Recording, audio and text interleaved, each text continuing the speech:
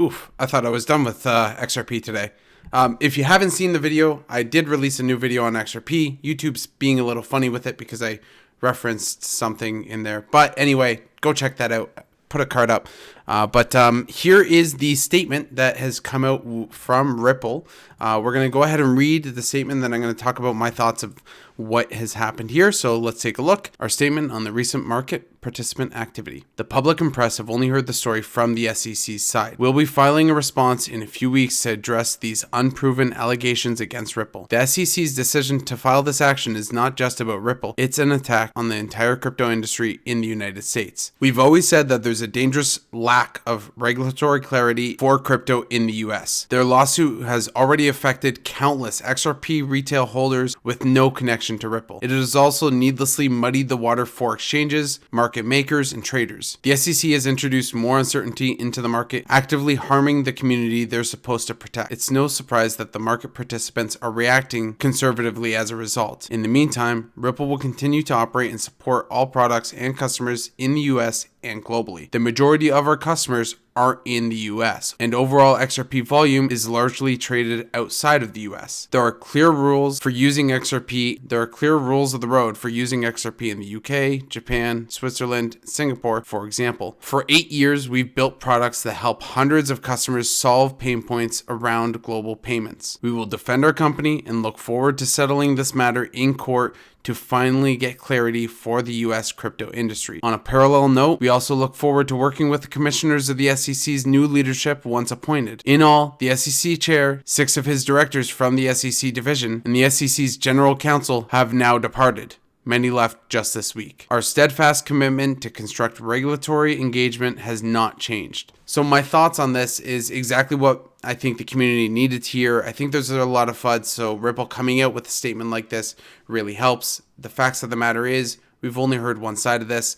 Everyone has their day in court. Everyone's innocent until proven guilty, obviously. And we know the SEC files frivolous lawsuits. This isn't out of the realm of expectation for the SEC. Ultimately, the most important points still prevail. XRP is a global currency. XRP does not need the United States to be successful at all. I would actually argue at the end of the day, and the saddest part about this, is the United States might need XRP for its financial system to be successful in the future. So I really think the lack of regulatory clarity in the United States is going to hurt the US as a whole.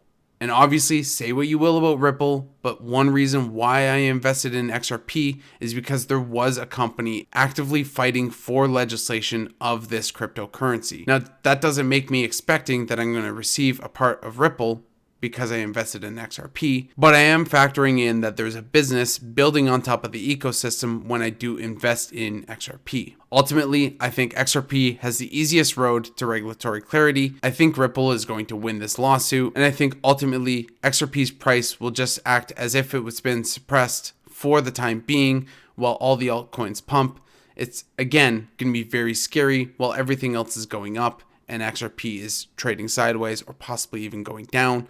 But the reality is that the fundamentals are still there. XRP still has a global use case, regardless of what the United States does. And really, this isn't going to end in XRP being deemed a security. This is going to end with some sort of clarity and some sort of allowance for XRP, and that's going to increase XRP's price exponentially in the matter of moments. I think it's very important after reading that letter that we understand a couple of things. One, the law doesn't move quick. Everyone was expecting a bunch of big news coming out. It is December 29th. We're about to run into the new year here. Nobody has time to respond to a 70-page document in a matter of days during the holiday season. We need to understand that Ripple has a right to defend itself in court and make sure that any misrepresentations are cleared up. And obviously, in my mind, I haven't seen anything from Ripple to give me the perception that they're going to do something in bad faith to the community. It's not like these people selling XRP and XRP being used in ODL. It's not like that these things aren't tracked. It's not like that these things aren't in the distributed ledger as we see it today. When we look at XRP and the ecosystem that it's building, the ecosystem is not in the United States. The United States has almost no part in the ecosystem.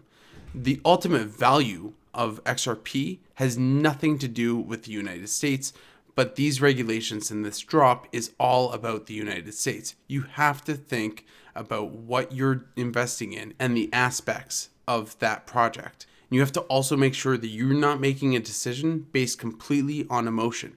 You can see in the charts right now, this chart is emotional. Obviously, Ripple sent out their letter, and what happened? Instead of XRP tumbling down below 17 cents, it spikes up.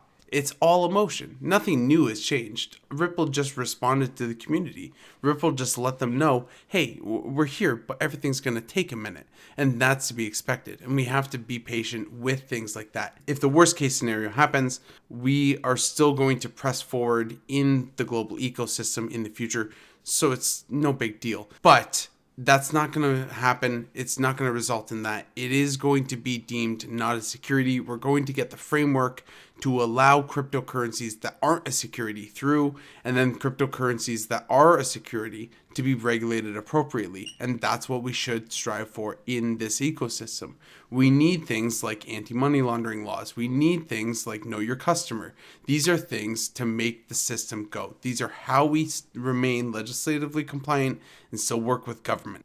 I understand the sentiment and everyone's idea of, down with the banks, down with the government, but that's not what this is about. This is about upending and completely changing our financial structure. And I truly believe XRP is going to be the currency that does this. Well, I have you here. We're going to go through this tweet. So this is one of the attorneys at Ripple. So Stuart Alderati says, while we would have preferred to achieve regulatory clarity through thoughtful rulemaking or legislation, it's now up to the courts, not Twitter hot takes. What hasn't changed is our steadfast commitment to constructive regulatory engagement. In just a week or so, the SEC chair, 6 division directors, the SEC chief economists, and the general counsel have all departed. We look forward to working with all the commissioners and the SEC new leadership appointed in 2021. So this kind of goes back to the last video that I put out today, and I think that this is kind of resonating, especially with what I was saying earlier today, is that we can't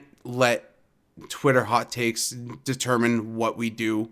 If we sell, if we hold, we need to make sure that we're operating on a fact-based decision and make sure that our decision and our risk is appropriately assessed in this situation. So do I think that all those people selling XRP and getting out and moving into other currencies, do I think that they're wrong?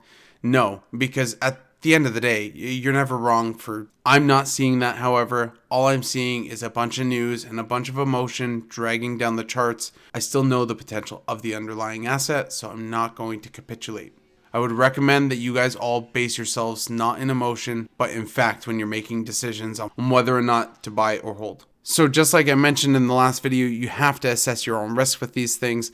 I am not invested in so much that I'm going to be upset for losing anything.